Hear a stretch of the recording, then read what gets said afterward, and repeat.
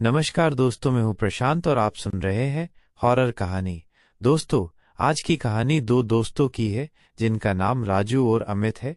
तो जय समय ने लेते हुए कहानी की ओर चलते सूरज डूब चुका था। आसमान पर लालिमा फैल रही थी और दूर खेतों से आती ठंडी हवा में अजीब सी सनसनाहट थी। शहर से आया अमित और उसका बचपन का दोस्त राजू बाइक से गांव की कच्ची सड़क पर जा रहे थे। अमित की आंखों में चमक थी। यार, कितने साल हो गए इस गांव में आए हुए। सुना है अब ये जगह डरावनी हो गई है, राजू ने हल्की हंसी के साथ कहा।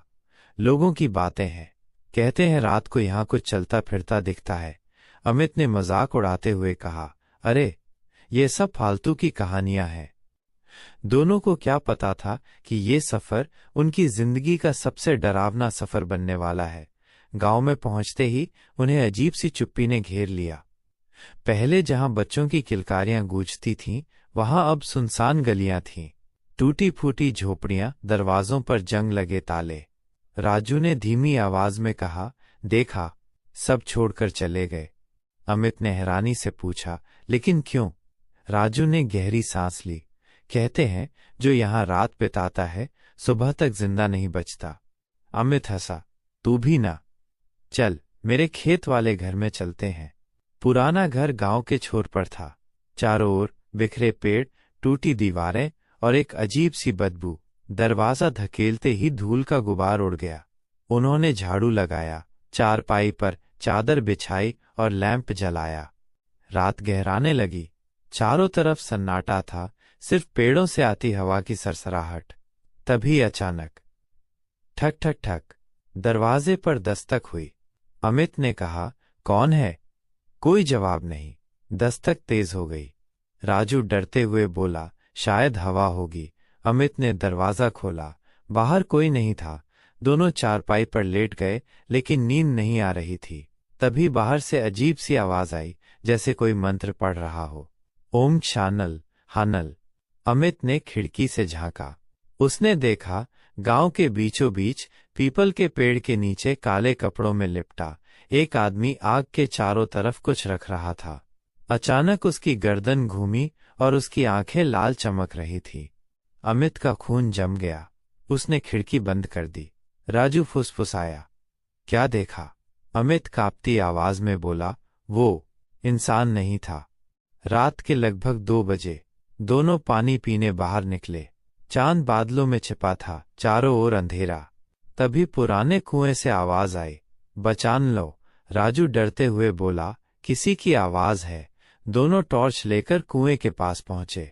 पानी काला था। अचानक एक हाथ कुएं से बाहर निकला। हाथ खून से लथपथ और सड़ा हुआ। दोनों चीखते हुए घर की ओर भागे। सुबह होते ही वे गांव के एक बूढ़े आदमी से मिले जो मंदिर के पास बैठा था। उसने धीमी आवाज में कहा, तुम लोग क्यों आए हो यहाँ? ये गांव मर चुका है। अमित ने पूछा, क्या हुआ यहाँ? बूढ़ा बोला, 7 साल पहले गांव के मुखिया ने अपने लालच में एक तांत्रिक को बुलाया। तांत्रिक ने यज्ञ किया ताकि सोने की खान निकल सके, लेकिन उसकी साधना गलत हो गई। उस रात पूरा गांव मर गया। तब से यहाँ भूतों का वास है। जो भी यहाँ रुकता है उसकी आत्मा भी इनसे जुड़ जाती है।